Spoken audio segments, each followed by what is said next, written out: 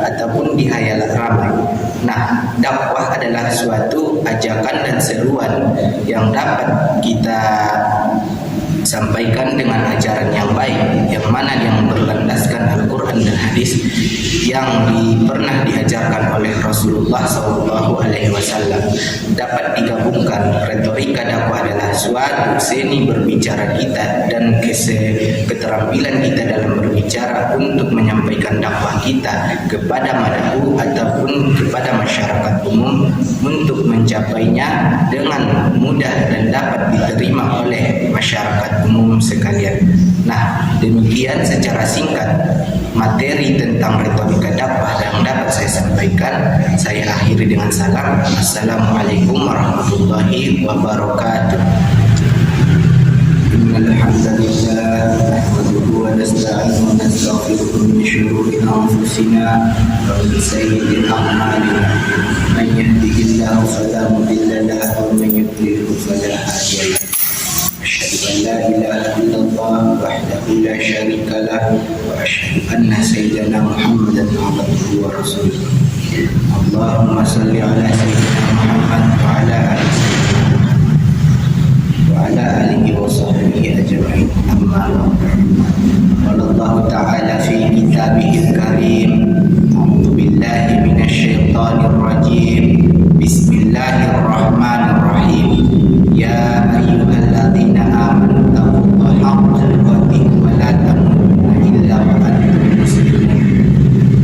وقال الله تعالى في آية أخرى: بسم الله الرحمن الرحيم. ومن الناس من يقول آمنا بالله وباليوم الآخر وما هم بمؤمنين. صدق الله. Hadirin sidang jamaah Jumat yang berbahagia, marilah kita senantiasa meningkatkan keimanan dan ketaatan kita terhadap Allah Subhanahu wa taala seraya bersyukur dan mensyukuri segala nikmat yang kesehatan yang telah diberikannya kepada sekalian, dengan menggunakan kesempatan hidup ini selalu berbuat yang terbaik, kemudian menghambakan diri terhadap Allah Subhanahu wa taala untuk mengevaluasi noda dan dosa yang pernah kita perbuat di dunia ini dengan bertaubat dengan taubatan nasuha. Adapun tema khutbah pada siang berbahagia ini adalah karakteristik muslim yang sejati. Ma'asyiral muslimin, jamaah Jumat yang berbahagia, di dunia ini banyak sekali yang mengakui dirinya sebagai muslim, bahkan mengakui dirinya sebagai muslim yang sejati. Akan tetapi Allah tidak mengakui keimanannya. Hal ini dikarenakan bahwasanya orang tersebut tidak mencerminkan dirinya sebagai muslim yang sebenar-benarnya. Dalam Al-Quran, Allah Ta'ala tidak menerima keimanan dan keislamannya karena bahwasanya dirinya tidak mencerminkan sebagai muslim yang sejati, yang mana firman-Nya: A'udzu billahi minasyaitonir rajim. Bismillahirrahmanirrahim. Wa minan nasi man yaqulu amanna billahi wa bil yaumil akhir wa ma hum bimu'minin. Yang artinya, sesungguhnya ada di antara kalian mengatakan bahwasanya aku beriman kepada Allah dan hari kemudian, akan tetapi mereka bukan orang-orang yang beriman. Al-Baqarah ayat 8. Nah, agar diterima keimanan seorang muslim oleh Allah Subhanahu wa taala, kita harus mencerminkan di dalam diri kita sebuah ciri-ciri khas seorang muslim yang sejati yang dapat kita tanamkan di dalam diri kita, yang mana ciri-ciri tersebut adalah ada 5 bahagian yang ada di dalam ciri-ciri karakteristik muslim yang sejati. Ma'asyiral muslimin, jamaah Jumat yang berbahagia, di mana ciri-ciri tersebut dapat kita terapkan di dalam diri kita ciri yang pertama adalah bahwasanya kita harus bertakwa dengan sebenar-benar takwa, yang mana bertakwa ini adalah kunci dari diterimanya keimanan kita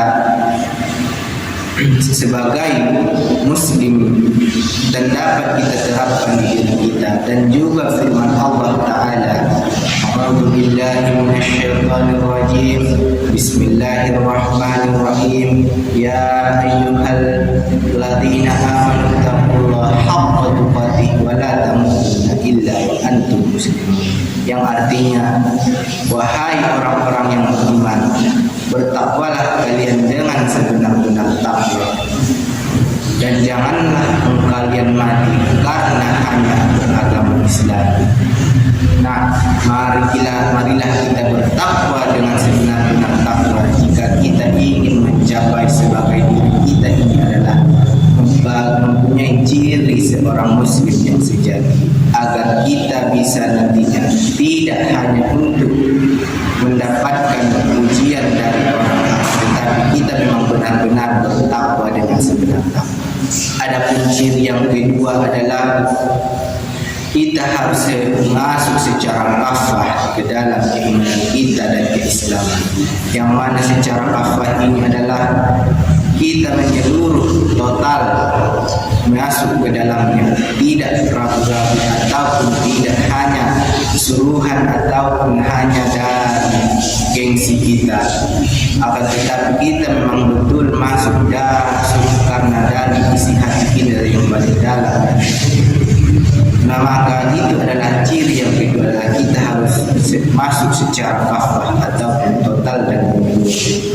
Adapun ciri yang ketiga adalah kita harus berada dalam istighfar, yaitu adalah ternilai dalam nilai ilahi, yang mana kita ketika melakukan perbuatan selama kita harus diwarnai oleh nilai-nilai ilahi, yang mana yang pernah disampaikan oleh Rasul dan juga berlandaskan Al-Quran dan hadis. Dan pun yang keempat adalah selalu bersifat istiqamah dan juga tekun dalam pendirian kita.